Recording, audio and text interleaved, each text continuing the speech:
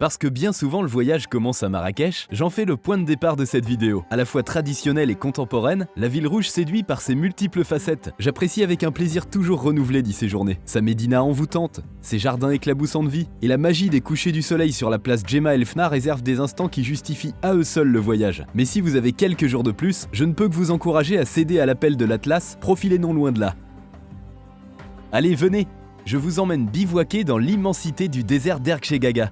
Les dunes à l'esthétique parfaite, les variations du soleil et les soirées rythmiques autour du feu de camp vous laissent dans un état complet d'abandon de vous-même. Vous comprenez alors pourquoi on dit que le désert est l'expérience d'une vie. Le Ksar le plus iconique du Grand Sud marocain vous marque dès l'instant où vous découvrez son village au détour d'un virage. Vous croyez alors à un mirage et comprenez immédiatement pourquoi le Ksar d'Aïd Ben Haddou est la perle des cinéastes. Ses ruelles enchevêtrées, bordées de maisons en pisé, ont le charme des cités caravanières d'antan. Elles vous mènent jusqu'au sommet de la forteresse où la vue s'ouvre sur la Palmeraie qui court jusqu'aux montagnes enneigées. Une image que vous n'êtes pas prêt d'oublier. Chefchaouen ne possède peut-être pas le faste de Fès ou l'effervescence de Marrakech, et pourtant, c'est le coup de cœur de nombreux voyageurs. À peine franchi les portes de la petite cité, et vous voilà instantanément happé par le charme de ses ruelles aux 1001 nuances de bleu. Non loin du village, les contreforts du Rif abritent de superbes sites de randonnée. Je vous conseille notamment les cascades d'Akchour et le pont de Dieu que vous atteindrez au cours d'une journée de marche relativement facile.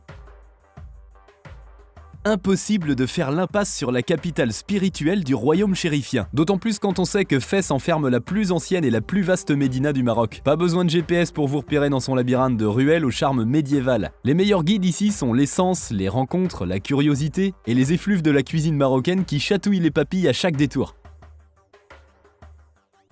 Tanger la Blanche est l'oublié des itinéraires marocains. Pourtant, celle qui fut jadis immortalisée par Delacroix, Matisse ou les beatniks ne manque pas d'atouts pour séduire les âmes curieuses et nostalgiques. Le thé à la menthe, savouré depuis le rooftop d'un riad qui surplombe la splendide baie au bleu chagalien, y a comme un goût de la légende.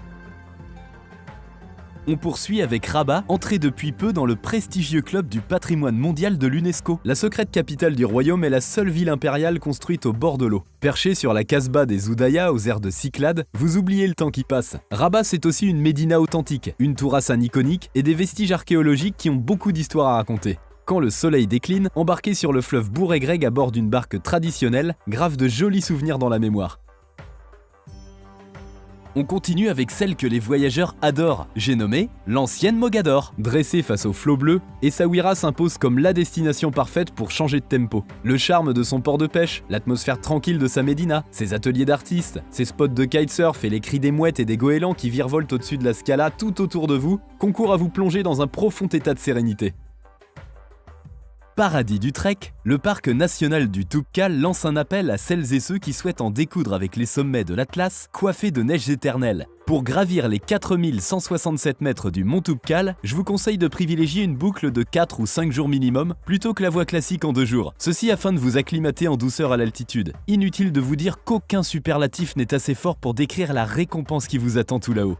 Et enfin, notre coup de cœur. C'est au terme d'une route vertigineuse que vous atteignez la vallée des Aïd Bougmez et son oasis de montagnes fertiles, perchée à 1800 mètres d'altitude. Lotie au pied des géants du Haut Atlas central, celle que l'on appelle la vallée heureuse n'a pas volé son nom. Ses panoramas époustouflants, ses villages empisés et ses sentiers de randonnée pédestres et muletiers rentrent bien souvent dans le cœur des voyageurs pour y séjourner à tout jamais.